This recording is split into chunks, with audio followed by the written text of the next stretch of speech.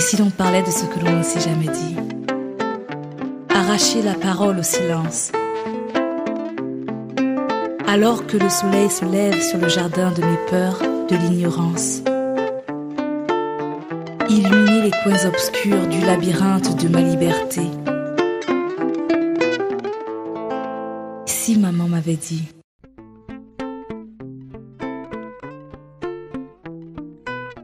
Bonjour amis du jour, bonsoir amis du soir, c'est Diane Audrey. Bienvenue sur mon podcast Si maman m'avait dit, un podcast qui nous invite à nous découvrir et à nous connecter à l'essentiel. Je crois que nous avons tous eu ce moment où on aurait aimé que maman nous dise ce petit quelque chose. Une fois de plus, vous avez été nombreux à écouter le dernier épisode avec ma sœur Karine. Merci. Son histoire, comme celle des autres, a retenti chez vous. Et comme à mon habitude, je tiens à remercier toutes les personnes qui ont partagé le lien. Pour rappel, ce podcast est disponible sur toutes les plateformes, Google, Spotify, Apple et la plateforme Encore qui nous reçoit. Aujourd'hui, mon invité est Brice, une personne que j'ai rencontrée il y a une dizaine d'années aux États-Unis et je suis contente de le recevoir. Bonjour Brice. Bonjour Diane, merci pour l'invitation. Alors comment tu vas? Ça va, comme je disais tantôt, un peu tendu par rapport au podcast, mais bon, je tiens le coup. Alors depuis combien de temps tu écoutes ce podcast? Je pense que je suis tombé dessus, on m'avait envoyé une vidéo, enfin un lien d'une dame qui parlait de son histoire, d'une aventure, enfin Yaoundé qui était en aventure avec un homme marié. Oui, crois. Olivia, oui. Voilà, donc c'est comme ça que je suis tombé dessus et bon, de fil en aiguille, j'ai écouté 2 ou 3 et ça m'a paru intéressant. D'accord. Ouais. Alors je suis ravie de t'avoir. Et comme à mon habitude, je vais te poser une question, celle que je pose toujours à mes invités, qui est de savoir ce que tu aurais aimé que ta maman te dise. Alors, qu'est-ce que j'aurais aimé que ma maman me dise? Tellement de choses, mais ce que j'aurais beaucoup aimé que ma mère me dise, c'est beaucoup plus en fait ce que je devais attendre d'une femme. J'ai grandi dans un environnement monoparental, on va dire. J'ai grandi avec ma mère, bon, je suis né en Gaoundéré, de 3 enfants, enfin j'étais le dernier, je suis toujours le dernier. Et donc, ils se sont séparés très tôt à ma naissance presque, on va dire. Et donc j'ai pas vraiment connu en fait cette image paternelle. Et donc en fait pour moi le monde était conçu autour de la femme, c'est-à-dire j'avais beaucoup de tantes autour de moi, même déjà dans ma famille maternelle il n'y a pas beaucoup d'hommes.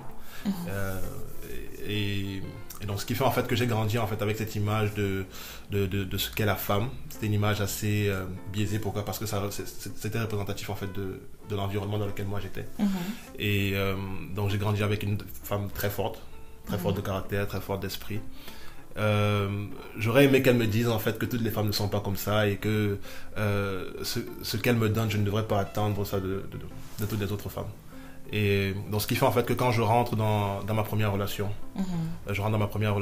j'ai une idée vraiment arrêtée en fait sur ce qu'est l'amour, sur ce qu'est la relation avec une femme, sur ce qu'est une femme même d'ailleurs aussi, et sur ce que je devrais attendre d'une femme aussi. Et pourtant quand je sors de l'enclos familial, je me rends compte en fait que c'est tout le contraire. Enfin, peut-être pas tout le contraire, mais c'est différent. Alors tu rentres dans ta première histoire à quel âge? En tout cas celle que tu considères comme ta première histoire. Celle que je considère comme la première sérieuse vraiment en tant qu'adulte, je pense que je devais avoir 21 ans. Je devais avoir 21 ans, c'était avec la mère de ma fille. Je l'ai rencontrée, 20 ans, 21 ans. On est rentré dans une relation, je crois que je devais avoir 22 ans, où les choses ont commencé à être sérieuses. Et bon, on s'est séparés, j'avais 24 ans, ma fille venait juste de naître. Je pense que ma fille avait 3 mois. Et donc en fait, j'ai eu une image en fait très, comment dire, comme je disais tantôt en fait, l'idée que j'avais en fait de la femme était vraiment ancré en fait dans le rapport que j'ai eu avec ma mère, dans le rapport que j'ai eu avec mes tantes, dans le rapport que j'ai eu avec ma sœur, etc. Et donc je suis en fait rentré dans cette relation là avec ces attentes là. Alors moi j'aimerais déjà savoir quelle était ta vision de l'amour, parce que tu as dit que tu avais une vision particulière de l'amour, et quelle était la vision particulière de la femme. Pour toi c'était quoi une femme? Alors, on va commencer par l'amour.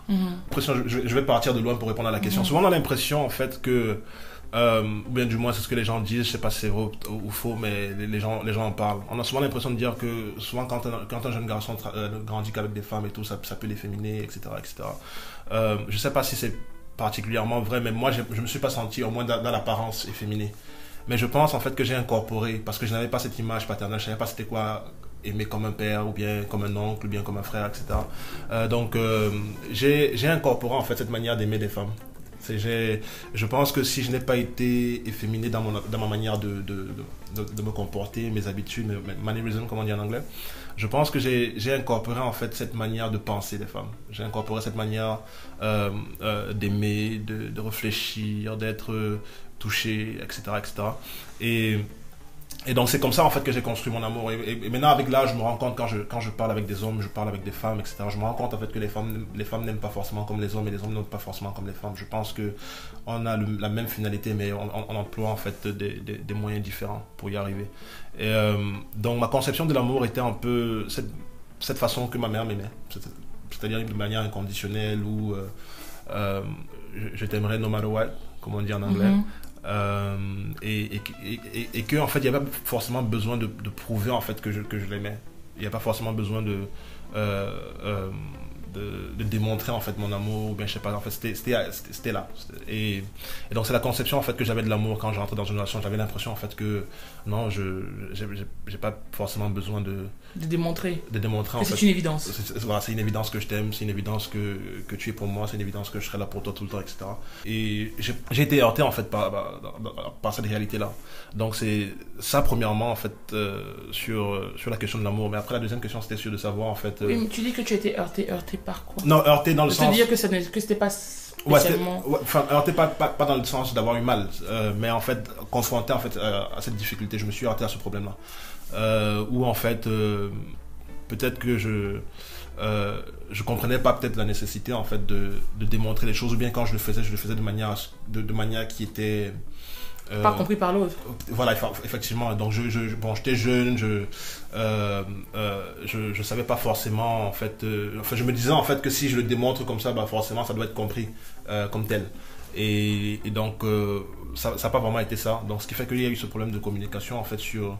Moi, j'avais pas l'impression que il y avait pas d'amour. Je pense qu'on ne comprenait juste pas le vocabulaire de nos amours. C'est ça. Voilà. Bah justement, enfin, on reviendra dessus après, ouais. La seconde question. Mais la seconde question, c'était de savoir quelle était ta perception de la femme. D'accord.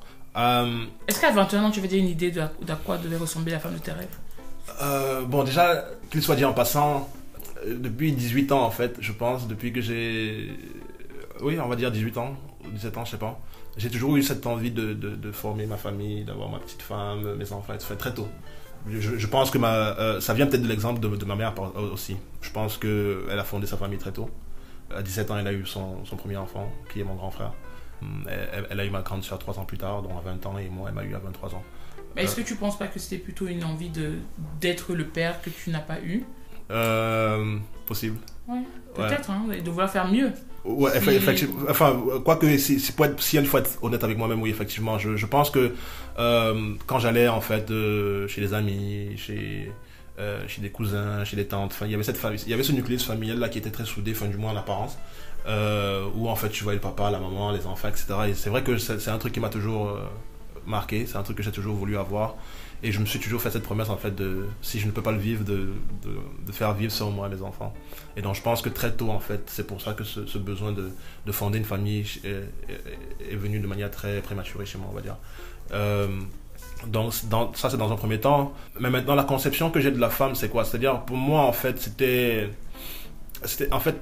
vraiment cette image en fait de ce que j'ai connu. Comme j'ai dit tantôt, en fait, j'ai été conditionné. Enfin, l'image que j'ai en fait, c'est même pas quelque chose de voulu, c'est beaucoup plus une condition. J'ai été conditionné en fait par l'environnement dans lequel j'ai grandi. Comme je disais, je ne peux pas le dire avec assez d'insistance, mais je n'ai grandi que avec des femmes autour de moi. Enfin, pas que mon père n'était pas accessible, j'aurais pu aller le voir. C'est vrai qu'ils étaient séparés, mais j'aurais pu aller le voir, etc., etc. Mais j'y allais même souvent des vacances. Je pouvais aller le voir 1 mois, 2 mois, pendant les grandes vacances, etc. Mais ce qui est sûr, le reste de l'année, en fait, quand tu comptes 9 mois, 8 mois, tu comptes, j'étais beaucoup plus avec des femmes. C'est-à-dire avec ma soeur, parce que même mon grand frère, lui, il a beaucoup plus été en France que moi. Il était déjà parti en France. Donc j'avais beaucoup plus ma ma mère, ma soeur et beaucoup de mes tantes. Et à un moment donné, même, je suis allé chez ma grand-mère. Il n'y avait que des femmes là-bas, j'avais que des cousines, j'avais que des tantes. Et après, je suis allé chez une tante aussi, il n'y avait que des femmes. C'était en fait la fille de la sœur à ma grand-mère. Donc même là-bas, en fait, il n'y avait que des femmes. Donc ce qui fait en fait que je n'ai évolué que dans un environnement féminin. C'était qui donc ta figure féminine de base? Ta mère? Ta soeur, ta grand-mère? Quelle était la figure forte? Si j'ai une figure forte, je saurais le dire. Je ne saurais le dire parce que peut-être inconsciemment ça peut être ma mère, je sais pas, mais j'ai plus l'impression, s'il faut que j'y réfléchisse, j'ai plus l'impression en fait que c'était l'ensemble en fait de tout ça, prendre toutes ces femmes autour de moi en fait et en faire une moyenne. Je pense que ça a plus été comme ça. Et l'idée en fait, comme je disais tantôt, l'idée en fait que j'avais de la femme, ça n'a vraiment rien à voir avec la conception qu'on a de la femme africaine. C'est-à-dire en fait, quand j'écoute des hommes parler, c'est beaucoup plus de sens. Oui, moi je veux que ma femme elle reste à la maison, je suis le breadwinner, comment dire, celui qui vient avec le salaire et elle reste à la maison et rationne, etc. Moi c'était l'idée que j'avais pas. Tu vois, parce que en fait, tout ce que je suis aujourd'hui, ou bien tout ce que j'ai pu avoir dans ma vie en fait venait des femmes. C'est-à-dire que j'ai vu des femmes en fait bosser, j'ai vu des femmes aller au front comme on dit, j'ai vu des femmes rapporter de l'argent à la maison, j'ai vu des femmes être pères, j'ai vu des femmes être mères, j'ai vu des femmes être des confidentes on peut dire, j'ai vu des femmes en fait le rôle qui pourrait naturellement être assigné aux hommes ou aux femmes, en fait, pour moi ça a été confondu en fait en les femmes. Donc j'avais une idée en fait, c'est comme ça que je voyais la femme en fait quand je rentrais en relation. Et ma surprise a été grande, on va dire. Parce que la mère de mon enfant, elle était beaucoup plus dans une position très africaine en fait de ce qu'elle devait être en tant que femme. Et moi je ne comprenais pas ça. C'est-à-dire en fait elle avait la position où en fait moi je devais être le mâle dominant. Or, moi, j'avais pas cette impression moi, j'avais l'impression en fait qu'on se serrait le coude, on travaillait ensemble et on avançait ensemble, etc. Or, c'est là où le clash en fait a commencé parce que bon, elle me demandait des permissions. En fait, moi, ça me paraissait bizarre, du moins. Je comprenais pas ça.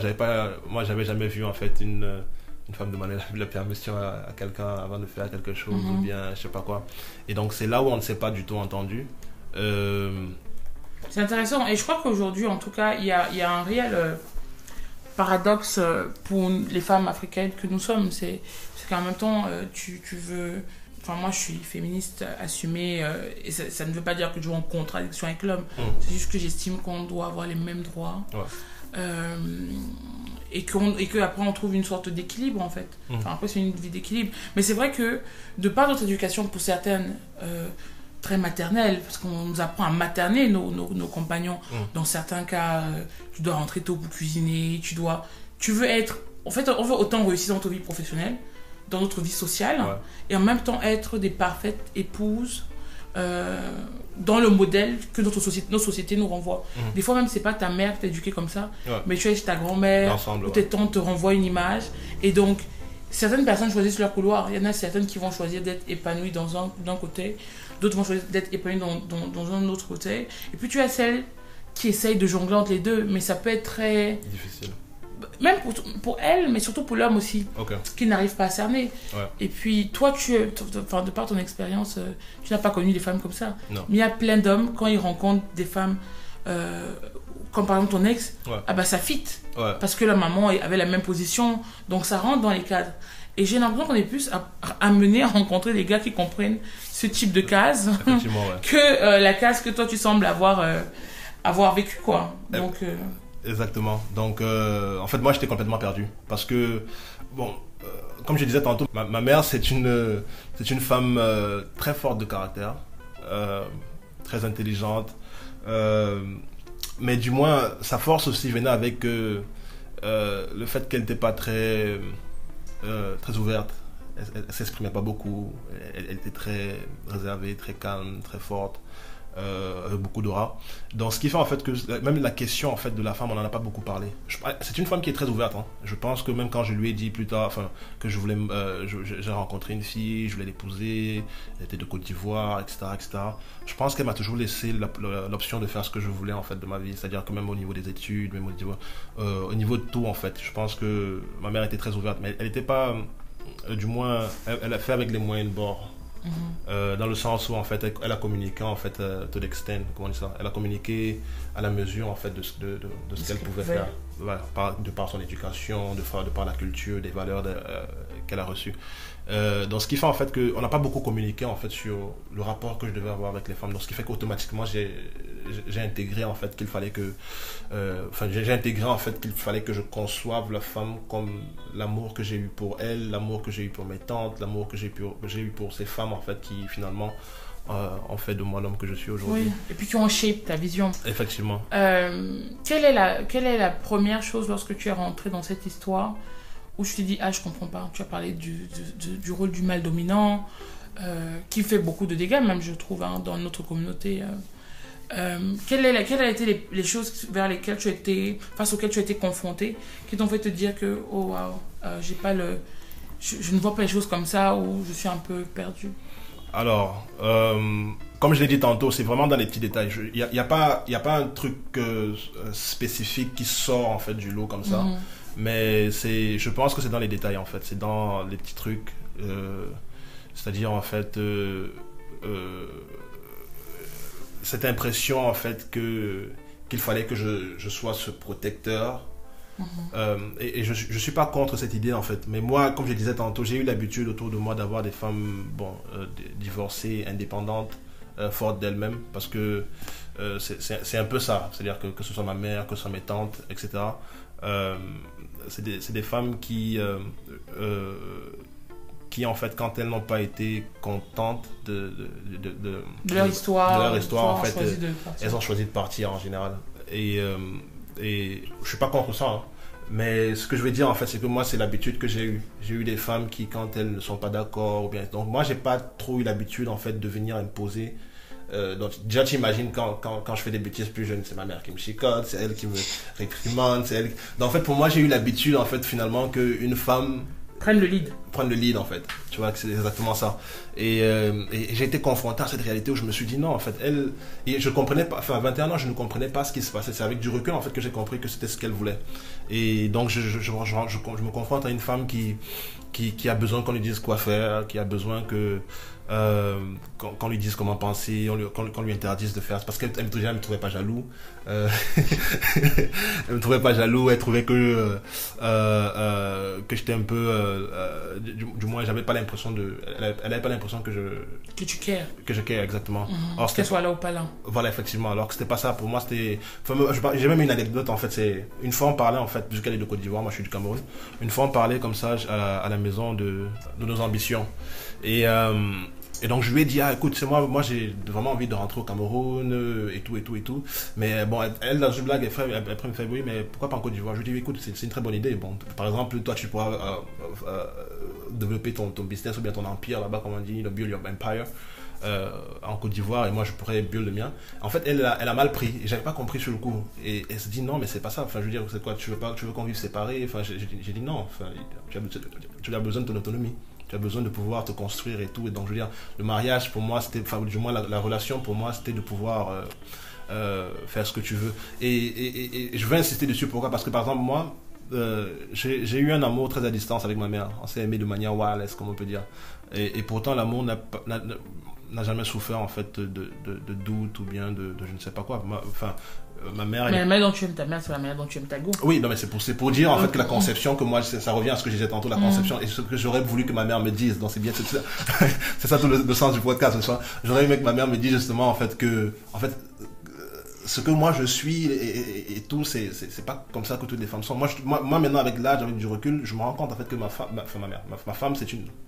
ma mère est une femme particulière en fait dans la société. Elle n'est pas la moyenne de ce que tu peux rencontrer tous les jours. Donc partant de cette exception là, en fait moi j'ai cru que c'était la norme. Donc ce qui fait en fait que moi quand je rentre dans le couple, moi j'ai l'impression que ma femme elle fait ce qu'elle veut, j'ai rien à lui dire. Si elle veut partir en Chine, si elle veut partir, elle fait ce qu'elle veut. Et on clashait sur des histoires comme ça parce qu'elle avait l'impression en fait que je m'en foutais, alors que c'était pas du tout ça, et couplé en fait avec le fait que je disais tantôt en fait que pour moi j'avais pas l'impression en fait que j'avais besoin de démontrer, pour moi ça allait de soi en fait que je l'aimais, et donc voilà. Donc ça a été vraiment un problème de vocabulaire en fait des amours. Je pense que peut-être ça peut venir de moi vu que je viens d'un cadre assez particulier, je sais pas. Non, mais je pense que naturellement, on est la somme de notre éducation, de nos expériences. Mais pour moi, la femme que je suis, je trouve génial d'avoir un homme qui a la possibilité d'avoir une autre perspective. Ouais. Je pense que... Mais c'est même pas je vais te couper dessus, mais c'est même pas une perspective progressée. C'est pas comme si je me suis assis, j'ai réfléchi, je me suis dit il faut que je sois progressiste. En fait, c'est juste comme tu as dit, j'ai été conditionné dans cet environnement où je n'ai vu en fait que des femmes qui travaillaient dur, qui se battaient avec tout. Moi, je veux dire, le statut social dont je vis au Cameroun, etc. Moi, c'est des femmes qui m'ont mis dans ce statut-là. C'est des femmes qui m'ont amené à être ce que je suis aujourd'hui. C'est des femmes qui m'ont, je veux dire, je suis allé aux États-Unis, j'ai fait l'architecture, etc. Ma mère, elle m'a dit bon, okay, tu veux faire quoi de ta vie? J'ai dit je vais être architecte. Elle m'a dit ok, elle m'a donné green light et je suis parti, elle m'a encadré comme elle pouvait, elle m'a supporté financièrement, j'ai fait mes études, etc. Donc en fait pour moi c'était ça, et j'allais même aussi dire tantôt quand elle part à un moment donné, quand on est tout jeune, je crois que je devais avoir 5 ans ou 6 ans, elle va en France pour se chercher. En fait, moi, je reste chez ma grand-mère. Après, je vais chez... elle va 2 ans, je crois. Et après, je vais chez ma tante. Je fais 1 an chez ma tante à Résidence Maca. Je fais 1 an chez ma grand-mère à Newbell. Et pour moi, en fait, j'ai jamais eu le soupçon, en fait, qu'elle m'aimait moins. Enfin, c'est vrai que des fois, quand elle partait, je pleurais. Mais j'ai jamais eu le soupçon, en fait, qu'elle m'aimait moins ou bien que je l'aimais moins, tu vois. Donc, pour moi, en fait, c'était de dire, en fait, que l'amour, la manière dont je l'ai compris, c'était de dire, en fait, que je vais t'aimer dans la manière dont tu as la possibilité de t'accomplir tout seul. C'est-à-dire, mon amour ne te contrôle pas, mon amour en fait te libère, te permet en fait d'être ce que tu veux être. Et donc moi j'ai grandi comme ça. Après moi, quand j'ai eu 13 ans, elle m'a envoyé en France, et après j'ai vécu, elle a pris un appartement, elle a payé l'appartement, je suis resté en France jusqu'à mes 17 ans, je suis rentré au Cameroun ici, j'étais à Savio, et après je suis allé aux États-Unis. Donc en fait, elle-même d'ailleurs, elle ne vit pas au Cameroun, elle vit à Sao Tomé et Principe. C'est une île à côté du Cameroun. Là. Donc ce qui fait en fait que même quand je suis rentré au Cameroun, elle n'était pas là. Donc j'étais au Cameroun tout seul. Donc ce qui fait en fait que j'ai eu une façon en fait d'appréhender l'amour que je pouvais avoir pour la personne qui était chère pour moi, qui était vraiment à distance. On n'avait pas besoin d'être à côté tout le temps pour se sentir aimé ou bien aimant. Et donc pour moi en fait ça allait de soi en fait que bon, ma femme si elle veut aller à l'autre bout du monde pour travailler, bah écoute, on se fait confiance, elle travaille, etc. Et je pense que c'est là où on a un peu clashé en fait. Oui, je vais juste revenir sur un livre que j'avais lu qui était très bien, qui s'appelait Les 5 langages de l'amour. Tu l'as lu? Comment il s'appelle encore? De Gary Chapman. Ah ok, non, moi je pensais... Ah ok, d'accord, non. De Gary Chapman. Okay. Et en fait, l'auteur en fait il dit qu'il existe 5 manières de manifester son amour. D'accord. Enfin notre amour. Donc c'est ce qu'il a nommé les 5 langages. Et qu'en fait nous avons chacun notre langage qui ne correspond pas forcément à celui de notre partenaire. Ce qui peut poser un problème en fait dans notre couple, comme ce que vous avez vécu. Et en fait il est d'après ce qu'il dit en tout cas, c'est que pour réussir sa vie de couple, il faut comprendre le langage de l'autre en fait. Ouais.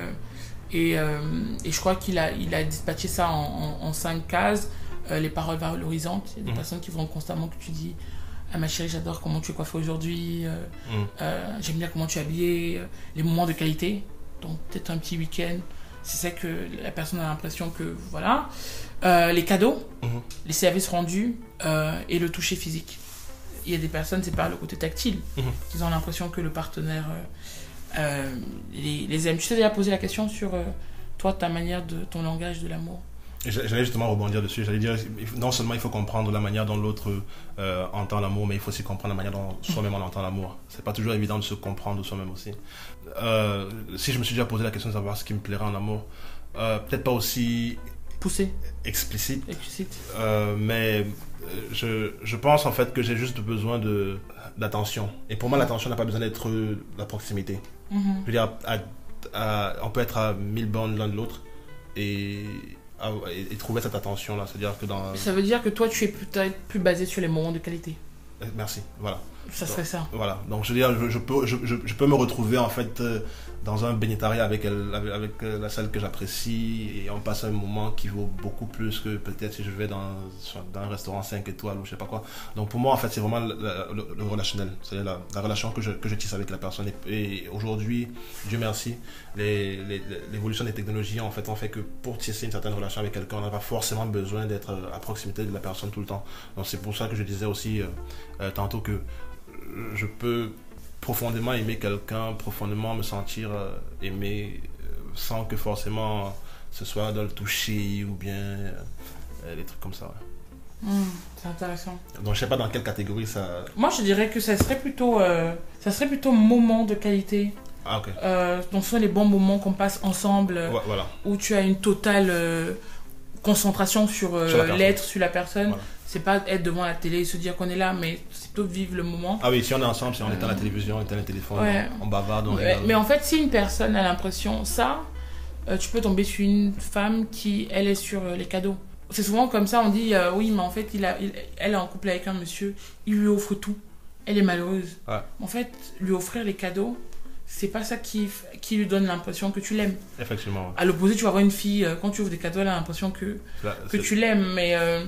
Mais c'est toujours intéressant. Je crois que une fois qu'on comprend à peu près les langages de l'amour, Ou aussi, tu peux tomber sur quelqu'un, un homme par exemple, qui, dans la catégorie dans laquelle je tombe, c'est-à-dire les bons moments, et toi tu es celle qui aime les cadeaux. Enfin, je veux dire, Vous ne vous entendez pas. Comment on résout ça en fait? Mais je pense qu'il faut idéalement se poser la question. D'accord.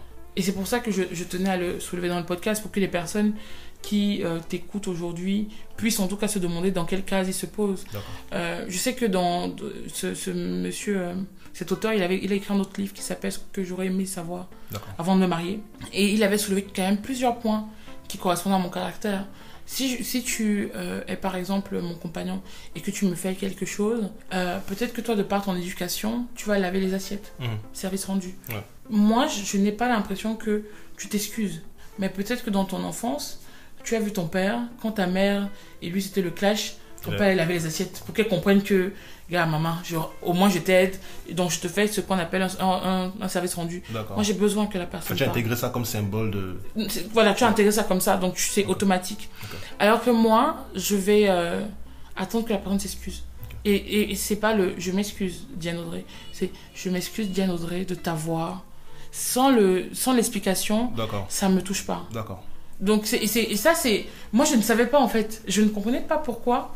Quand les gens me disaient qu'ils s'excusaient, ça me laissait à 37. Okay. Et c'est quand j'ai lu ce livre que je me suis dit, ah, il y a des personnes, en fait, qui ont besoin que tu poses des mots sur quelque chose qu'ils peuvent ressentir. Je pense que je suis un peu comme ça aussi. D'ailleurs, même j'en parlais avec une amie il y a 2-3 jours. On parlait de la manière de s'excuser et tout. Enfin, pour moi, en fait, ça rejoint ce que tu disais. Pour moi, en fait, j'ai aussi besoin... Je sais pas si ça me fait sortir de la catégorie, dans une autre catégorie, mais en fait, j'ai besoin en fait, des mots. C'est-à-dire, surtout dans les moments de clash, j'ai beaucoup besoin de communication verbale, de manière très explicite, de manière très cadrée. C'est-à-dire que s'il y a eu un problème, qu'on puisse assigner les responsabilités, sans forcément jeter l'un ou l'autre aux anathèmes, mais on a besoin en fait d'assigner les responsabilités, de savoir, bon écoute, voici ma part, voici ta part. Et pour ça, il faut les mots, il faut s'asseoir, il faut converser. Et je pense que, je ne sais pas si c'est un problème de génération, de culture, mais ce qui est sûr, aujourd'hui, j'ai beaucoup de mal à trouver des personnes qui prennent le temps, qui ont la patience en fait de la communication. Ils ont l'impression que communiquer, c'est de s'asseoir 5 secondes, de dire ce qu'on a à dire et d'écouter ce que l'autre a à dire et c'est fini, alors c'est basta. Or, la communication, c'est beaucoup plus... ça prend beaucoup plus de temps, ça prend beaucoup plus d'énergie, beaucoup plus d'émotion que cela. C'est-à-dire il faut pouvoir dire ton point, je dis mon point, et après on trouve une synthèse, et ça peut prendre le temps que ça prend. Et c'est difficile de trouver des personnes aujourd'hui qui comprennent en fait que la communication, c'est pas 5 minutes de discussion, mais ça peut prendre... Et puis je crois que c'est aussi un chemin, hein. On communique tout le temps dans une relation. Mais ça, je pense que c'est aussi une question d'éducation. Même nous, on ne voit pas nos parents parler. Enfin, moi, tu vois pas tes parents parler. Tu vois ton père arriver, il va s'installer, il regarde la télé. Tu vois ta mère déposer la popote. Tu n'as pas dans ta conception... C'est un peu comme si chacun a son couloir. On grandit en se disant que le père fait ça, la mère fait ça. Et c'est ceux qui essaient d'aller en profondeur, des fois comme toi, qui se retrouvent face à des choses qui les perdent, qui essaient de faire un travail. Mais beaucoup de personnes se contentent juste en fait de rester dans les catégories en fait. D'être dans les catégories et de ne pas bouger. C'est peut-être plus rassurant. Ouais. Parce que se poser des questions, ça te met un peu en branle. Ouais, ça te rend vulnérable. Ouais, c'est vrai. Enfin, moi, je me dis que c'est souvent plus facile. Et quand je regarde les commentaires même des personnes sur le podcast, tu te rends compte que en fait, les podcasts peuvent éveiller des questions que les gens n'avaient pas spécialement envie de se poser. Peut-être parce qu'ils ont peur des réponses, parce que ça peut chambouler plein de choses et que personne n'a envie de vivre un chamboulement. Alors moi, ma seconde question, c'est de savoir, enfin mon autre question, qu'est-ce qui fait qu'aujourd'hui tu en parles en fait d'une histoire qui date il y a peut-être 7 ans 6 ans à peu près. 6 ans. Qu'est-ce qui fait que tu en parles aujourd'hui? Tu en parles comme si c'était hier? Ouais. Bon, il faut dire qu'entre-temps aussi, j'ai eu d'autres amours. J'ai connu d'autres aventures. Mais ce qui me fait en parler, c'est parce que j'ai gardé un arrière-goût en fait de cette relation-là. Parce que déjà la façon dont, comme je disais tantôt, moi j'ai appris à aimer en fait comme les femmes. Vous voyez, j'ai appris à concevoir en fait mon cœur, ma relation aux autres de manière très féminine. Donc j'ai été féminine dans ce sens, sur des concepts beaucoup plus abstraits. Et donc c'est-à-dire que j'ai eu l'impression de ne pas avoir été entendu en fait, ou bien du moins ma douleur n'a pas été entendue quand la séparation a eu lieu, c'est-à-dire quand elle est partie, elle a pris ma fille, elle est partie avec. J'ai eu l'impression en fait que ce que je ressentais en fait ne comptait pas, et que même quand les gens souvent m'abordaient pour savoir ce qui s'est passé d'emblée, en fait j'étais d'abord le bourreau, j'étais d'abord celui qui a commis le tort. Je veux dire, un complet inconnu peut me demander est-ce que tu es marié, tu as des enfants? Je dis oui. Tu es encore avec la mère de ton enfant? Non. Qu'est-ce que tu lui as fait? Et donc cette question qui paraît anodine en fait me touche profondément. Parce qu'en fait, de toujours vouloir dire que tout part de l'homme. Ouais, automatiquement en fait. Or, l'expérience, enfin du moins mon expérience personnelle montre que non. Je veux dire, pendant qu'on était en couple, bon, elle a eu son aventure, elle est partie avec le gars qui était son ex, et bon, avec l'approbation de ses parents en plus. Et donc ils sont allés se marier, je crois, 3 mois après qu'elle a donné naissance à ma fille. Et donc en fait, pour moi, ça m'avait complètement bouleversé. Enfin, j'ai pété un plomb, comme on peut dire. J'ai failli devenir fou. Mais ce qui m'a le plus rendu fou, en fait, c'est la manière dont les gens autour de moi n'avaient pas l'air de vouloir comprendre, c'est directement accusateur. Voilà. C'est que si elle a eu un enfant qui a 3 mois et qu'elle est partie se marier avec quelqu'un d'autre, c'est automatiquement... Voilà, effectivement. Et donc... je pense que j'avais besoin qu'on reconnaisse en fait que j'ai eu mal, que j'avais besoin qu'on reconnaisse en fait que effectivement les femmes, je pense qu'on en a parlé hier, peuvent être très belles dans leurs aspirations, dans leur manière d'aimer les hommes, dans leur manière d'être, etc. Mais qu'elles restent des humaines, et qu'effectivement il y a aussi des femmes qui sont capables du pire. Et que tous les hommes aussi ne sont pas des diables. Il y a beaucoup de sorciers, comme on dit ici au Cameroun, il y a beaucoup de sorciers d'ailleurs, mais il y a aussi des personnes qui veulent aimer, qui veulent être aimées, qui aspirent en fait à des choses assez nobles, et qui peuvent être blessées. Et donc je pense que en tant qu'homme, si on veut intégrer, en fait, parce qu'on parlait de toxicité tout à l'heure, ou bien de mal dominant qui peut avoir ce problème dans la société, je pense que si le premier pas aussi vers la résolution en fait de ce problème du côté toxique en fait de la masculinité, surtout dans les sociétés africaines, c'est d'abord de reconnaître au fait que l'homme avec petit h, voilà, il est émotionnel, il est vulnérable, parce que c'est pas parce qu'on ne voit pas la vulnérabilité, parce qu'aujourd'hui dans les courants en fait féministes en Occident, on dit souvent que l'homme doit être vulnérable, mais la vulnérabilité n'est pas, enfin, je veux dire, elle n'est pas confirmée seulement parce qu'elle est vue. Il faut pouvoir savoir en fait que parce que nous sommes tous humains en fait, d'emblée on reste tous vulnérables. Il y a des gens qui le cachent mieux, d'autres qui le cachent moins, mais le premier pas en fait vers ce combat en fait contre cette toxicité, ça se dit, masculine, c'est déjà de reconnaître en fait que l'homme peut être sensible. C'est de reconnaître que l'homme, bien qu'on ne le voit pas, on puisse l'appréhender, on puisse comprendre en fait que cet homme-là aussi peut avoir des blessures, et que peut-être le mal qu'il cause aussi a des causes aussi, ou bien c'est un effet qui a ses causes aussi. Et donc je pense que, parce que en fait je me suis senti tellement esselé pendant ma douleur, en fait, j'avais l'impression que les gens le voulaient. Et donc quand tu te sens esselé comme ça, tu as envie du moins de crier beaucoup plus fort pour être entendu, parce que je te dis, si tu parles normalement on va pas t'entendre. Et donc dans ce moment en fait où tu veux crier fort, si tu ne gères pas bien ta douleur, tu peux tomber dans des excès, tu peux tomber dans des trucs très très bizarres, je pense. Et je ne pense pas que je sois le seul, mais c'est des fois j'ai pensé, je me suis dit, mais attends, je peux faire, je sais pas si tu vois ce que j'ai là. Des fois tu te dis, mais pour être entendu il faut que je fasse ça et tout, mais pourtant c'est pas la bonne solution. Donc je pense que ce premier pas, que je me répète encore, et parce que ça montre le caractère important de la chose, ce premier pas en fait vers ce travail sur amener en fait les hommes à être moins toxiques dans leur manière d'aimer les femmes, dans leur manière de s'aimer, de se comprendre eux-mêmes, etc., c'est d'abord dans le regard même des femmes ou bien de la société, c'est de reconnaître en fait que ces hommes-là, même si ce n'est pas perceptible, je veux dire, à vue d'œil, ça peut être perceptible autrement. On peut se rendre compte qu'il y a de la vulnérabilité, on peut se rendre compte qu'il y a une autre manière d'aimer, on peut se rendre compte qu'il y a une autre manière d'être. Et tu as dit quelque chose de très intéressant par rapport au livre. Le langage, si le langage de l'amour est divisé, est catégorisé en cinq parties, donc il faut comprendre peut-être que les genres aussi, c'est-à-dire que le genre masculin ou bien le genre féminin peut avoir aussi une manière spécifique en fait d'appréhender l'amour. Et s'il faut reconnaître celui de la femme, il faut aussi reconnaître celui de l'homme. C'est dans ce sens-là que je veux dire. Je crois que il y a vraiment un vrai paradoxe masculin. Je sais pas si c'est uniquement dans nos sociétés où j'ai envie, ou dans nos sociétés en fait noires en général, parce que moi je lis beaucoup aussi ce qui se passe aux États-Unis, où j'ai vraiment l'impression qu'il y a genre vulnérabilité masculine vs domination masculine. Oui, mais c'est une manière, ça c'est la manière médiatique de poser le débat. C'est une manière très simpliste, qui est très binaire. Pourtant, entre les deux, il y a beaucoup de nuances. Oui, c'est ce que je il y a beaucoup de... Moi, je pense que je suis même dans la nuance. Je ne me sens pas non vulnérable, comme je ne me sens pas non plus toxique ou bien dominant, etc. Je pense qu'il faut reconnaître en fait les gens dans leur complexité. Il faut comprendre en fait que homme comme femme, en fait, on a des...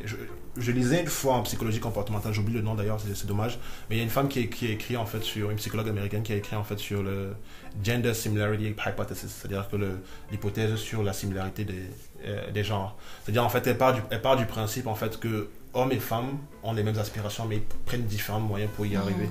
Et moi j'adhère à cette école-là. C'est-à-dire que pour moi, en fait, hommes et femmes, on veut aimer, on veut se sentir beau, belle, on veut se sentir intelligent, on veut se sentir intégré, on veut se sentir tout ça. Mais maintenant, on passe par des moyens différents. Pourquoi ? Parce que déjà, la société, en fait, nous place dans des cases différentes. Mais on veut arriver tous à la même finalité. Comme tout le monde veut aller au paradis, mais chacun passe par différents moyens. Donc déjà, je pense que ça c'est très important de comprendre ça, de comprendre en fait que l'homme aussi il a des aspirations de mariage, il a des aspirations, il veut être en couple, il a des aspirations sexuelles, etc. Nous sommes tous humains et on a tous besoin de ça. Mais maintenant, je pense qu'il ne faut pas être dans une société comme aux États-Unis où en fait on a l'impression que pour que l'amour ou bien comment dire, the sanity of the mind, comment on dit ça en français, pour que le caractère serein de l'esprit soit révélé, il faut qu'on voit de la vulnérabilité. Non, c'est pas vrai. Et même s'il faut qu'il y ait de la vulnérabilité, elle ne se marque pas de la même manière, elle ne se demande pas de la même manière. L'homme peut montrer son caractère vulnérable de manière très différente à celui de la femme, mais c'est pas parce qu'il ne montre pas ça comme celui de la femme que ça veut dire que ça n'existe pas. Alors, moi j'ai quand même l'impression que dans notre environnement, c'est que notre environnement. Parce qu'en fait, ce sont des questions que d'autres hommes peuvent se poser. Qu'en fait, nous socialisons les garçons et les hommes en leur disant que c'est acceptable, par exemple, de montrer leur colère, d'être l'homme fort, etc. Et que c'est pour ça, finalement, qu'on éteint tous leurs sentiments. Parce que tu viens de dire... tout ce que tu dis, on ne va jamais lier la sensibilité... la retenue entre guillemets à un homme. On attend que ce soit la femme qui soit retenue et que l'homme soit dominant. On a tellement construit une image souvent aussi même machiste des garçons. Sois fort comme un garçon, high five like a boy, don't be scared, que nous-mêmes sans s'en rendre compte, on n'imagine pas spécialement de la sécurité d'un homme. On imagine, on recherche chez l'homme de la sécurité. C'est chez l'homme en fait. Oui, bien sûr. La sécurité financière, la sécurité psychologique, tout ce que tu veux. C'est un rapport qu'on a défini à l'homme. Et ce qui fait que certaines personnes, peut-être quand elles n'ont pas assez de recul, elles ne se voient pas aussi comme la personne qui peut être aussi l'havre de paix, entre guillemets, de ce même homme. À quel moment est-ce que tu as assumé ta vulnérabilité ? Je l'ai assumé. Ou est-ce que tu l'assumes d'ailleurs ? Enfin, je pense que comme j'ai dit, je pense que je n'ai jamais eu ce rapport en fait de la manière dont les hommes en fait appréhendent le monde. Je pense que j'ai toujours été vulnérable, on va dire, c'est-à-dire que de pleurer quand il y avait besoin, etc., etc. Parce que, comme j'ai dit, j'ai pas eu un homme qui m'a dit on pleure pas. tu vois, ou bien reste comme un homme. J'ai pas eu ça. Enfin, Ouais. moi, ma mère me frappait, après je vais dans la chambre, je pleure, elle dit c'est bien. Non, j'ai pas eu quelqu'un qui m'a dit non, il faut rester comme un homme, ou il faut faire comme un homme, etc. Bon, des fois tu vas l'entendre à l'école, ou des trucs comme ça, mais à la maison, j'ai jamais vraiment entendu ça. Mais ce qui est sûr, le moment qui a vraiment marqué aussi mon existence, c'est beaucoup plus quand la mère de ma fille est partie avec son amant. Je me suis assis dans ma chambre, je crois que j'ai chialé pendant des jours. Et donc, en fait, c'est à ce moment en fait, qu'il y a eu vraiment un shift aussi dans ma manière d'être, dans ma manière d'attendre certaines choses des femmes, etc. Parce qu'en fait, j'étais déboussolé, je croyais que j'avais perdu le monde, etc. Donc, je pense qu'à ce moment, en fait, j'ai commencé à mettre les mots sur ce que je suis. Ça a été une expérience ascétique pour moi. Ça a été un moment où j'étais forcé à une certaine ascèse, où j'ai dû réfléchir sur moi, revenir sur moi, me comprendre, mettre les mots. Parce que quand elle partait aussi, il y a eu cette façon très maligne en fait de vouloir rejeter la faute sur moi, de dire que oui, écoute, c'est comme ça, comme ça, comme ça. Et bon, heureusement, j'avais ma mère, j'avais des gens autour de moi qui m'ont dit, écoute, tu n'as pas été parfait, mais ne crois pas que ça méritait tout ce qu'on t'a fait aujourd'hui. Et donc j'ai eu en fait ce moment où j'ai besoin de vraiment revenir sur moi, de méditer, de faire cette ascèse dont je parlais tantôt, et de mettre les mots en fait sur ce que j'ai toujours été depuis. Donc ce qui fait en fait qu'aujourd'hui je suis beaucoup plus capable de me défendre, parce que hier, comme on disait, c'est-à-dire que avant cette expérience-là, en fait, je ne me posais pas tant de questions, parce que j'avais jamais vraiment connu de douleur. Donc je ne m'étais jamais vraiment posé de questions assez profondes sur cela. Et donc je ne peux pas dire que j'ai changé, je vais juste dire en fait que j'ai commencé à mettre les mots sur ma vulnérabilité. J'ai commencé à comprendre en fait que je peux être quelqu'un de très sensible, je peux être quelqu'un de très aimant, de très bon, de très gentil, mais aussi avec mes défauts. Hein. Mais ce qui est sûr en fait, je ne suis pas plus diable que quelqu'un d'autre dehors. Il faut juste trouver en fait cette ascèse, ce retour sur soi, cette introspection qui te permet en fait de te comprendre honnêtement sans qu'il y ait quelqu'un qui te dise, parce qu'on est très influencé aussi par ce que les gens pensent de nous, parce que finalement on se définit ici en fonction du regard d'autrui. Donc quand quelqu'un pense ça de nous, finalement on intègre en fait ça. En psychologie, on parle d'introjection.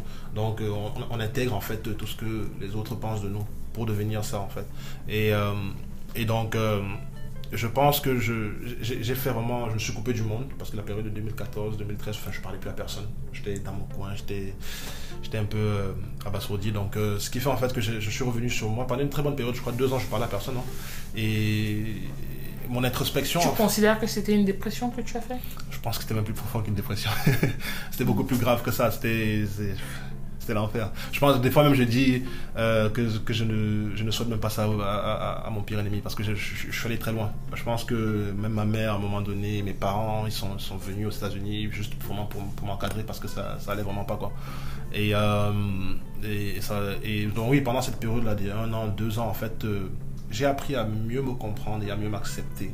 Et à savoir en fait que j'ai effectivement des tares, des défauts, mais ok, aussi j'ai des qualités, que je peux être médiocre comme je peux être excellent, que je peux être bon comme je peux être mauvais, que je peux être gentil comme je peux être méchant. Et j'ai appris en fait à m'accepter dans cette complexité-là. Mais déjà, même pour pouvoir pouvoir être moins méchant, être moins mauvais, il faut déjà accepter qu'on a des tendances mauvaises en nous. Et je ne sais pas si c'est ça qu'on appelle être vulnérable, mais ça a été très difficile de pouvoir se regarder, se dire je peux être mauvais. Ça me fait penser un peu au Fleur du Mal, c'est le premier poème de Baudelaire. C'est quand il dit en fait à son lecteur, quand il adresse son premier poème à son lecteur, quand il dit en fait mon lecteur, mon hypocrite lecteur, je suis ton semblable. Donc à un moment donné c'est très difficile, parce que les Fleurs du Mal c'est quoi? C'est de dire en fait, c'est de sortir en fait de la beauté du lait. Et donc c'est de pouvoir se regarder un moment dans le miroir et de pouvoir dire je suis Brice, je veux me penser gentil, mais je peux être méchant. Je veux me penser bon, mais je peux être mauvais. Tu vois, je veux me penser excellent, mais je peux être médiocre. Et donc, c'est cette difficulté, en fait, de pouvoir faire face à soi qui a été le plus difficile, et de pouvoir mettre les mots dessus, en fait. C'est ça le plus difficile, de mettre les mots, en fait, sur cette introspection. Ça t'a changé?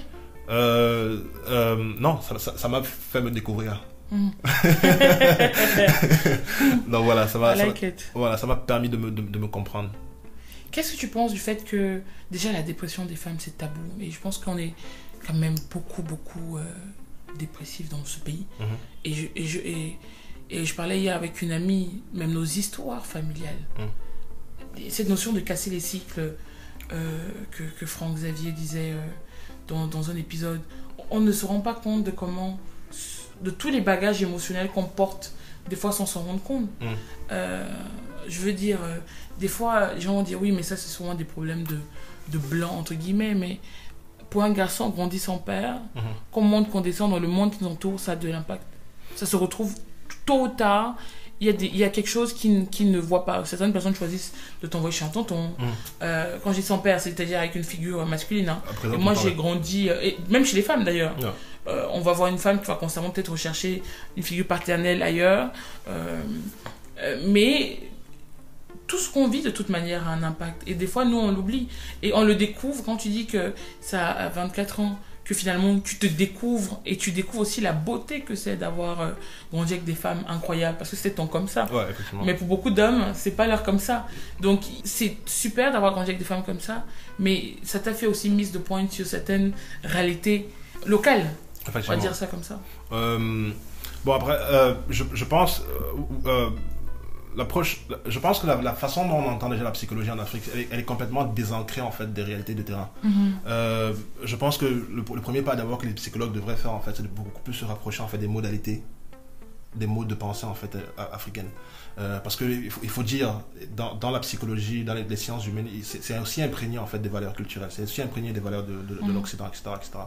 Or la société africaine en fait, bien qu'on puisse dire qu'elle s'est occidentalisée, elle reste il reste en fait dans les méandres, dans les recoins en fait de nos esprits, de nos sociétés, beaucoup d'africanité, beaucoup de traditions, etc. Je veux dire, beaucoup de gens qui même se disent chrétiens ou bien musulmans, etc. repartent encore souvent au village le week-end, etc. Ou bien même chez nous les Bamileke, la façon dont on enterre nos morts, etc., etc. Donc il y a encore beaucoup d'africanité en nous qu'il faudrait commencer, comme Menra Ebga disait, Père Ebga disait, qu'il faudra embrasser. Embrasser et assumer. Assumer. Et assumer ne veut pas dire en fait. C'est le frère de mon grand-père. Ah bon? Oui. Ah bah, nice. Oui. Je l'ai beaucoup lu donc j'apprécie. Je l'ai beaucoup lu aussi. C'est le frère de mon grand-père. Ah ok. De mon grand-père maternel. Ah nice. Très proche de ma maman. Donc par exemple lui il demande à un moment donné de faire ce travail de mea culpa, de revenir, de comprendre et de savoir ce qu'il faut garder, ce qu'il ne faut pas garder.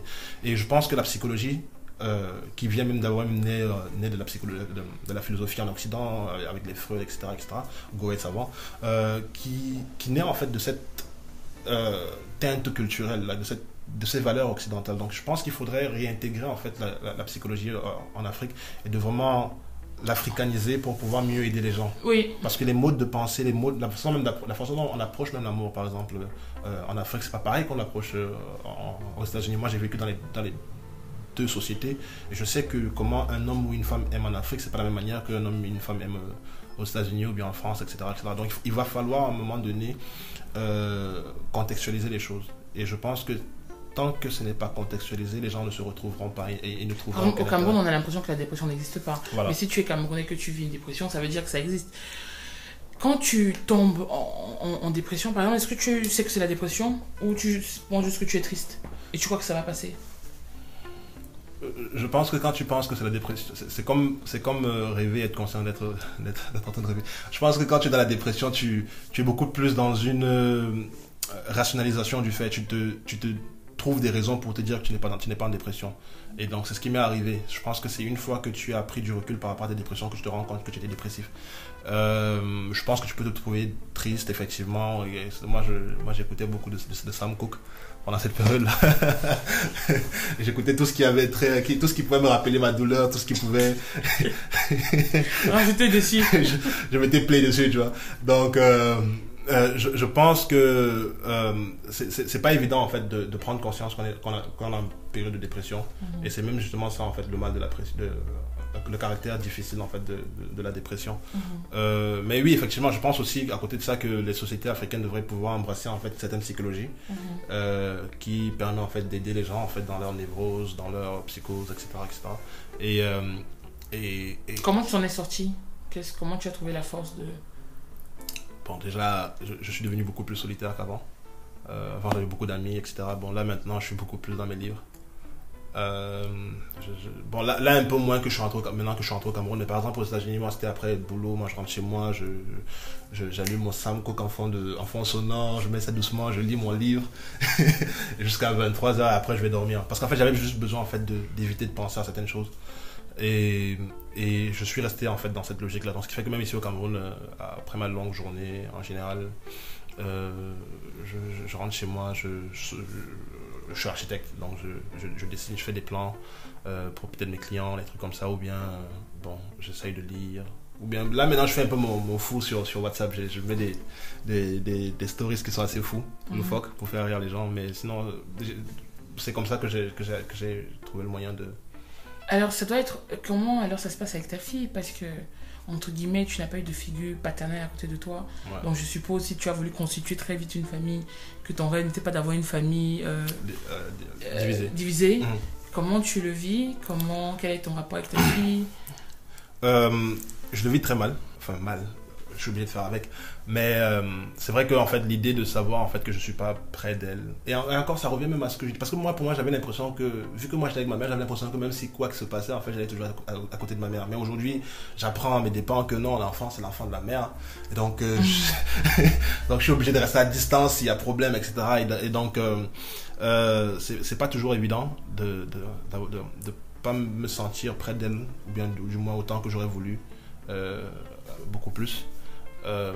Bon, les gens essaient de me consoler souvent en me disant plus tard, va te chercher, vous allez reconstruire cette relation que vous n'avez pas eue. Mais bon, pour l'instant, je ne l'ai pas vu faire ses premiers pas ou bien ses premières dents, etc., etc. Donc, forcément, je le vis un peu mal. Je le vis un peu mal, mais bon, je sais pas. Qu'est-ce que tu conseillerais à quelqu'un qui a vécu ou qui vit ce genre d'expérience? Parce que toi, tu n'es pas encore arrivé au moment où tu... qu'est-ce que tu conseillerais? Tu n'es pas encore arrivé au moment où tu dis, bon, ben, c'est la vie. On sent quand même qu'il y a quand même un espoir dans ta voix, que les choses puissent changer, même aujourd'hui. Oui, il y a un espoir que les choses puissent changer. Ce que je peux conseiller, en fait, à quelqu'un... Bon, moi j'étais fiancé, en fait. Du moins, entre guillemets, j'étais fiancé quand j'ai eu ma fille. Moi, les parents se connaissaient déjà. Moi, j'ai demandé je suis allé voir ma mère, j'ai dit, bon, écoute, comme nous sommes fiancés, je peux déjà faire un enfant vu qu'on va se marier et tout. Elle était d'accord, etc. Donc, si j'avais pas eu la conviction en fait, que j'allais me marier, j'aurais pas essayé d'avoir un enfant avec elle. Parce que l'enfant a été voulu aussi. Je lui ai demandé l'enfant quand tu es fiancé, je lui ai dit, bon, écoute, on fait l'enfant et pendant le mariage, l'enfant pourra naître. Ce que je peux conseiller en fait aux gens, c'est de faire des enfants dans le mariage. S'ils pensent comme moi, en tout cas. S'ils pensent comme moi. Dans le sens...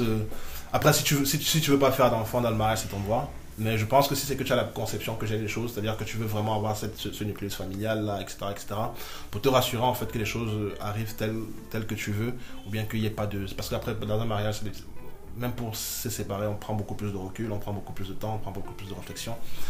Donc les choses ne se font pas d'un coup de tête. Ce qui fait que ça demande beaucoup plus de pondération déjà avant de prendre une décision. Donc mariez-vous, mais bien sûr rassure-toi aussi que ce soit la personne qui est dans le même langage que toi. En tout cas que tu comprennes le langage de l'autre. Que tu comprennes, voilà. Que tu comprennes le langage de l'autre, c'est très important.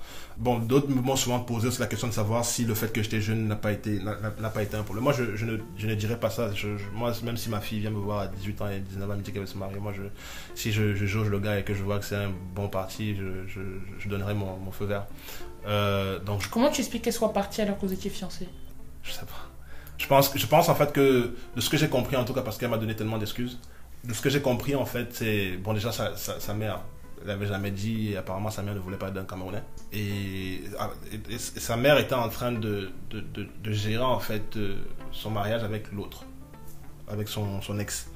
Et donc quand elle lui dit en fait que je suis enceinte, c'est là où sa mère tombe des nues et se dit mais attends, je savais pas et tout. Donc c'est là où elle accélère les choses avec l'autre. Bon, moi je mets la responsabilité sur la mère de mon enfant parce qu'après à la fin de la journée ça reste une adulte.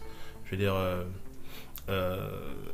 tes parents peuvent dire quoi que ce soit. Parce que sa mère ne m'a jamais montré en fait, ou bien ses parents ne m'ont jamais donné l'impression qu'ils ne voulaient pas de moi. Mais je pense que par derrière, c'est après que j'ai appris en tout cas. C'est-à-dire après avoir lu les Facebook, etc., que j'ai compris en fait qu'en fait j'étais pas le bienvenu. Je pense en fait qu'il y a cette pression familiale qui lui demandait de pas être avec moi, donc, etc. Tu es en contact avec ta fille? Pas autant que je voudrais. Je parle de temps à autre, mais pas autant que je voudrais. Voilà. Et ils sont aux États-Unis ou en Côte d'Ivoire? En France. En France. Voilà. Tu as dit qu'après ça, tu as eu plusieurs histoires. Bon, j'ai eu 2 histoires. 2 histoires. Voilà. Les choses ont changé, ta vision a changé. Est-ce que tu es devenu plus camerounais ou africain, entre guillemets, ou tu gardes ta même position et maintenant tu peux comprendre mieux ce que une autre personne qui n'a pas eu ton éducation peut attendre de toi? Je pense que s'il faut être honnête avec moi-même, il faut que je dise que ça m'a un peu traumatisé dans le sens où maintenant, en fait, j'ai peur. Que quand je rentre dans une relation, je peux devenir le problème aussi maintenant. Dans le sens où, en fait, j'ai moins confiance en moi, on va dire. Donc, je suis tout le temps paniqué quand je suis en relation. Donc, finalement, c'est devenu un stress pour moi. c'est devenu un stress pour moi parce que finalement, je me dis, en fait, tout peut chambouler du jour au lendemain, tout peut partir. Parce que j'ai pas vu ça venir. Avec la mère de ma fille, j'ai pas vu ça venir. J'étais au Cameroun ici, j'étais en train de gérer, en fait, l'immeuble qu'on a construit à Lopom. Et un matin, je reçois un message pour dire que c'est fini. En fait, c'est comme ça que c'est fini. En fait, on avait des petits problèmes comme tout couple peut avoir, mais rien qui pouvait laisser présager en fait que on allait se séparer le jour où on s'est séparés. Donc, elle m'a envoyé un message là pour me dire c'est fini. Donc, en fait, là aujourd'hui, je suis dans une position où je sais pas. Je sais pas quand ça peut venir. Donc, ce qui fait que quand je suis en relation, j'ai cette peur là. Donc, j'ai cette peur constante de me dire en fait que bon, ok, si je rentre le soir là et que c'est fini, etc. Donc, et cette peur fait que c'est toi qui mets à terme les relations ou tu bon, la première après celle de la mère de mon enfant, c'est elle qui a mis terme à la relation. Après la deuxième, c'est moi qui ai mis terme. Mais c'est vrai qu'aujourd'hui maintenant j'ai un peu peur. Je vois bien en fait que je suis moi-même devenu un problème. Sans vouloir négliger en fait que les personnes en face de moi puissent avoir leurs problèmes, mais je prends conscience aussi de moi-même. Je pense qu'aujourd'hui j'ai peur. On va dire, j'ai peur quand je suis en relation, je vais pas le mentir. Même quand tout va bien, en fait, j'ai l'impression que non, ça peut basculer, sur un coup de tête, elle peut prendre une décision, etc. Donc, ce qui fait en fait que ça me hante continuellement quand je suis en relation. Hormis en fait que malgré ça, pendant la relation, en fait, c'est des bons moments, c'est des moments de joie, on s'amuse, etc.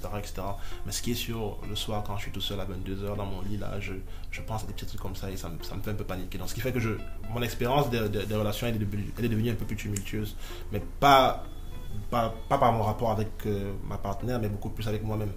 C'est-à-dire que quand je suis seul face à moi, je panique. Ouais, donc, il faut peut-être trouver le moyen de dépasser ça. De trouver la paix, oui, effectivement. C'est pas la personne, hein, c'est toi peut-être déjà avant. Ouais. Parce que si je suis pas sûre que si on n'est pas bien soi-même avec son rapport qu'on a vis-à-vis d'une relation, c'est la relation qui nous donne les réponses. Non, du tout, je ne rentre pas dans les relations pour trouver des réponses. Bon, en tout cas, quand je dis réponse, pour moi, c'est que c'est pas une relation qui peut te rassurer. Parce que c'est autre chose. Ouais, c'est autre chose. Il faut toi. que je fasse la paix avec moi-même. Mais comme j'ai dit aussi, c'est-à-dire que les relations que je vis, c'est de très belles relations. La première relation après la mère de mon enfant, on s'est séparés par rapport à la distance. Et la deuxième, en fait, bon, il y a eu un petit clash là, et après, c'est fini. Mais ce qui est sûr, en fait, le moment de la relation, pour moi, il est magnifique. Enfin, les moments qu'on échange humainement parlant, c'est-à-dire qu'on s'assoit, on partage des moments, on discute, etc. Pour moi, c'est magnifique. Mais c'est juste, en fait, la personne même, on n'a même pas conscience de ça. Parce que c'est moi-même qui est le problème, en fait, dans ma tête. Hormis peut-être les problèmes que je peux reprocher à la personne, ou bien qu'elle peut me reprocher, mais je parle de ce truc-là qui me hante, en fait, dans mon cœur, en fait. Mais je ne pense pas que ça dérange tant que ça l'autre. C'est beaucoup plus avec moi-même, en fait. Mais sinon, quand je ne suis pas dans ma chambre tout seul là, et que je suis avec la personne, ça me sort de la tête et je vis la relation. Tu vis la relation à 100%, ouais. Bon, maintenant que tu es au Cameroun, tu as une copine? Non. Tu as peur? Oui. J'ai très peur. Et je vais te dire un truc, je pense que mes peurs sont montées en puissance ici. C'est pas pour dénigrer en fait la culture camerounaise, mais je pense que la façon dont les gens définissent leur rapport à l'autre ici, ou bien même dans les relations, c'est une façon à laquelle je suis pas habitué. Donc c'est peut-être le fait que je ne sois pas familier à ça qui me fait un peu peur. Mais il y a une autre manière d'approcher en fait la relation, d'approcher les couples, d'approcher l'amour, dont je suis juste pas familier, et donc ça me fait peur. Oui, parce que par rapport à ce que tu dis, le Cameroun peut être touchy. Déjà, nous-mêmes, quand moi je rentre de France, on me dit que si tu n'as pas de gars, tu dois trouver un gars ici, là. Donc j'imagine d'autant plus, j'imagine que toi, tes peurs peuvent être encore plus décuplées parce que tu rentres dans un environnement qui attend des choses de toi, parce que tu es adulte, que tu n'es peut-être pas en fait. Et tu sais pas si ça va ou pas. Mais je peux te rassurer qu'il y a plein de filles qui sont dans une même dynamique que toi. Ouais, effectivement, il y a cette manière en fait de... C'est une société de caste ici, on va dire. Il y a cette manière en fait de caster, si on peut dire. Les gens où il y a des attentes, bon, forcément dans la relation aussi, on attend ça de toi, on attend ça de toi. Et moi, je suis pas trop habitué à ça. J'ai plus l'habitude de rentrer dans des relations de manière beaucoup plus relaxe, beaucoup moins catégorique. Et dans le fait que tout soit catégorisé ici, que bon, l'homme doit faire cela, la femme doit faire cela, etc. Déjà pour moi c'est monotone, c'est boring, comment dire ça, c'est ennuyeux. Et en fait ça, il y a pas de piment en fait. C'est finalement ça devient récurrent, routinier. Voilà, routinier, rébarbatif. C'est juste ça, et après pour moi il n'y a rien, c'est bizarre pour moi, donc ce qui fait en fait que je sais pas, trop d'attentes finalement, et le fait qu'on vive dans ces attentes là. Les hommes, on est dans une société de devoir, l'homme doit. Merci. L'homme doit. Merci, voilà, l'homme doit. Alors, on arrive presque à la fin de notre échange. 6 ans après cette expérience qui t'a fait réaliser que ta femme ne ressemblera peut-être pas à ta maman, quel est le bilan aujourd'hui? Ta femme idéale, elle ressemble à quelque chose, que ce soit émotionnellement, voilà, qu'est-ce que tu attends, et qu'est-ce que tu aimerais dire à ta fille si elle t'écoute? Parce qu'elle t'écoutera certainement un jour.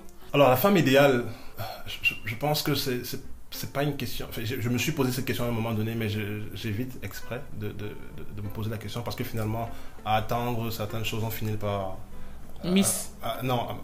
à se fixer, en fait, faire une fixation en fait sur nos attentes, et finalement être déçu après. Donc je pense que créer des attentes trop fortes, ça ou peut-être on loupe l'instant présent. Tu peux rencontrer présent. Quelqu'un qui n'avait pas 2-3 choses que tu avais vues, mais parce que tu ne t'es pas posé la question, tu la rencontres ou tu le rencontres, et vous vous rendez compte que vous avez des atomes crochus. Voilà, effectivement. Donc il y a de ça, et dans ce qui fait en fait qu'aujourd'hui j'attends des trucs beaucoup plus des principes, c'est-à-dire dans le sens où j'attends en fait de quelqu'un d'une femme qui soit respectueuse, tout simplement, qui soit respectueuse, qui soit drôle, parce que je fais beaucoup l'enfant. J'ai pas envie d'être dans une relation avec quelqu'un où c'est trop sérieux, Brissu dérange. Qu'est-ce que tu es en train de faire? Ouais, effectivement. Donc moi j'aime bien rester chez moi faire l'enfant. C'est vrai que quand je suis dehors, je suis très sérieux, les gens ont l'impression que je suis le gars qui rit jamais, mais à la maison j'aimerais pouvoir casser tout ça en fait. Et j'aimerais pouvoir en fait courir dans la maison avec ma go, faire l'enfant, etc. J'ai besoin de ça, j'ai besoin d'une femme qui les pieds sur terre, pas trop qui n'est pas dans les protocoles. On est trop dans les protocoles au Cameroun. Non, comme on disait tantôt, c'est-à-dire que je veux d'une femme qui puisse par exemple avoir la force de se dire en fait que je suis belle comme je suis, parce que j'ai besoin de son courage, parce que son courage va déteindre sur moi aussi. Je sais que je peux être courageux, mais si à la maison tu l'es pas, après moi aussi je tombe dans cette manière de ne pas être courageux. Donc j'ai besoin d'une femme qui soit forte, dans le sens de se regarder, de s'apprécier, de ne pas attendre que par exemple on lui dise que tu es belle, ou bien que, même d'ailleurs, enfin moi je peux lui dire, ça me dérange pas, mais je veux dire, mais ce qui est sûr, il faut dire la réalité aujourd'hui, c'est que le tu es belle de ton mari, bien de ta copine ne suffit plus. On a besoin que quand on sort, on nous trouve belle dehors, qu'on nous trouve beau, bien qu'on nous trouve socialement. C'est pour ça que beaucoup de jeunes hommes aussi au Cameroun vivent dans une illusion en fait. Ils donnent l'impression d'être dans un statut social qu'ils ne sont pas, etc. Donc j'ai besoin de quelqu'un qui soit fort à côté de moi et qui me permet aussi de pouvoir m'accepter tel que je suis. C'est-à-dire que dans mes lacunes, parce que je veux dire, je suis pas parfait, il y a des erreurs que j'ai faites, que ce soit même au niveau du boulot, de l'entreprise, etc. Donc, j'ai besoin de quelqu'un qui puisse me permettre de rentrer chez moi, de me regarder face à moi et de ne pas me sentir en fait mal ou bien inhumain, de ne pas être où j'aurais voulu être. Mais bien sûr, qui m'encourage aussi à aller vers l'avant, bien sûr. Donc voilà. D'accord. Qu'est-ce que tu dirais À ma fille. Bah déjà que je l'aime. Mais aussi, ce que je lui dirais quand elle va grandir, enfin du moins quand elle va connaître les hommes, c'est ça. Un truc simple que je pourrais dire, c'est qu'elle reste vraie, qu'elle se cherche quelqu'un qui, pas forcément un milliardaire ou je sais pas quoi, qu'elle ne reste pas concentrée sur le matériel et qu'elle cherche quelqu'un qui la respecte et qui l'aime pour ce qu'elle est. Oh, c'est beau. Est-ce qu'il y a quelque chose que tu voudrais rajouter? Non. Est-ce que tu te sens à l'aise? Est-ce que ça t'a fait du bien de parler? Oui, ça m'a fait du bien. C'était assez intéressant, c'est thérapeutique, on va dire. Ça aide de s'ouvrir comme ça. Mais que les gens retiennent, comme je disais tantôt, en fait, que les hommes peuvent avoir mal, même s'ils ne pleurent pas avec les larmes des yeux. Il y a des douleurs, il y a des sensibilités, il y a de la vulnérabilité qui est là. Et que même si elle n'est pas perceptible par les moyens habituels, des fois, il faut juste changer de lunettes pour pouvoir les voir. Oui, et puis je pense aussi que les hommes ne doivent pas hésiter à pouvoir le dire. Ouais. Parce que, moi, dans ma perspective, je suis entrepreneur. Et des fois, je me retrouve au bout du rouleau dans ma vie d'entrepreneur. Et je pense à tous ces hommes dont on attend de ramener la popote, l'argent pour la cuisine, de tous ces hommes qui ont des problèmes dehors, qui ont réfléchi à tous les stratagèmes. Mais lorsqu'ils rentrent à la maison, il y a une femme qui les attend pour leur dire c'est comment, on fait comment, et à qui ils ont juste envie de dire merde, ou juste envie de crier quoi. Ouais. Et je me dis, moi en tant que femme, j'ai le droit en fait de rentrer chez moi de pleurer, ou j'ai le droit d'appeler une amie ou un pote et de me mettre à pleurer toute ma race. C'est ce qu'on attend de moi aussi. Ouais. Je suis une femme, mais je pense à tous les hommes qui, dès lors qu'ils franchissent la porte de chez eux, ils doivent être forts. Ils ne doivent pas dire à la femme qu'ils ont été humiliés au boulot, que leur sentiment, leur ego a été touché, parce qu'à la maison, on veut qu'ils soient durs, strong. Moi, je trouve que ma vie d'entrepreneur m'a fait réaliser ça, en fait. Ouais. Combien c'était injuste de toujours voir l'homme comme celui qui allait provide. Mais tu dis deux choses assez intéressantes là. C'est-à-dire que tu demandes aux hommes de pouvoir beaucoup plus communiquer par rapport à leur vulnérabilité, par rapport à leur sensibilité, etc. Mais d'un côté aussi, tu précises combien de fois en fait ce n'est pas attendu d'eux. Donc, ce qui fait en fait que moi particulièrement, je sais que j'ai essayé de souvent m'ouvrir, mais en fait tu n'es pas entendu. C'est-à-dire que on prend un exemple très bête, hein. C'est-à-dire que si par exemple j'ai un voisin la dernière fois là, il battait sur sa femme. Et c'est tout le quartier qui est tombé sur lui. Mais par contre, si moi, ma femme me bat en route, là, on va se moquer de moi.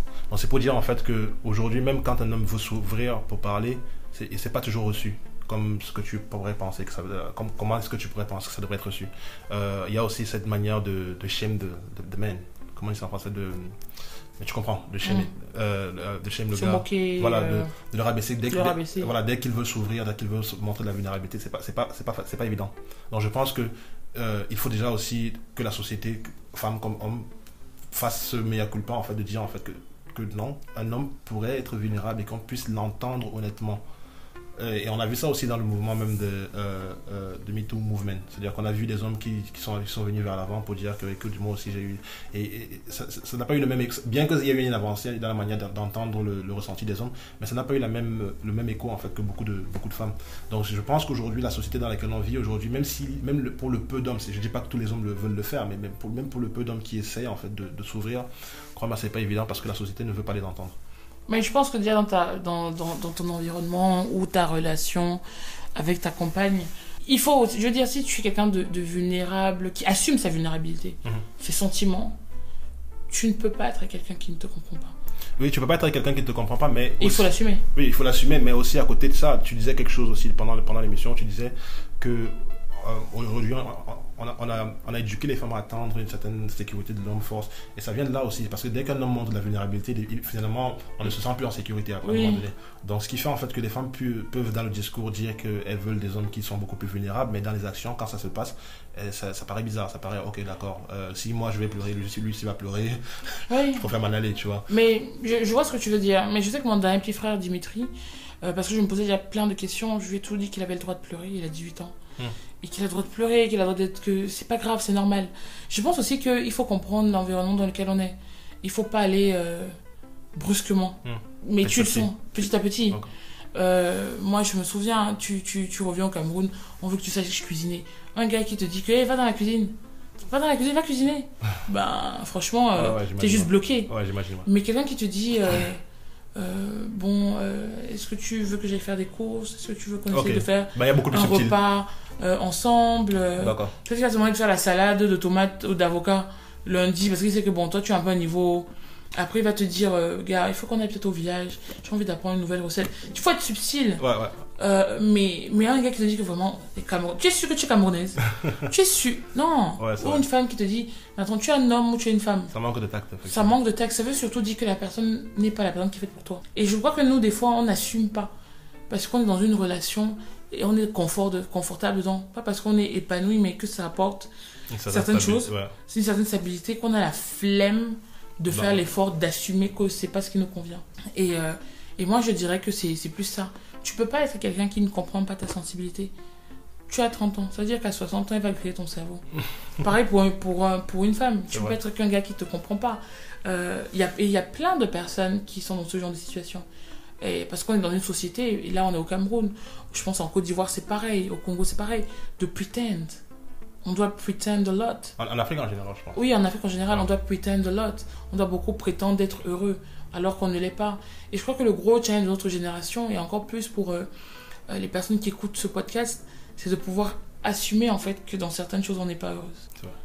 Et qu'on ne peut pas être comme nos parents. Que nos parents, ils avaient leur vision des choses. Mais voilà. En fait, ils avaient toute une façon d'entendre le monde qui est complètement différente de la nôtre. Donc, la façon dont ils aimaient, ils se sentaient heureux, ça peut pas passer par les mêmes modalités que nous. Et je crois que c'est aussi pour ça qu'il y a plein de divorces. Les gens se disent, mais attends, comment des jeunes divorcent comme ça? On est rentré dans un mariage avec des termes de nos parents. Sauf qu'on oublie qu'on a plusieurs aspirations. On n'a pas les mêmes réalités. Ouais. Et on divorce parce qu'en fait... Il y a un conflit, en fait. Il y a un clash, en fait, des mondes. Et je pense qu'on devrait assumer qu'en fait, comme tu as dit tout à l'heure, on est complexe. Notre complexité. Et qu'aujourd'hui, si une femme ou un homme ne comprend pas sa propre complexité et la complexité de l'autre, ça peut pas marcher.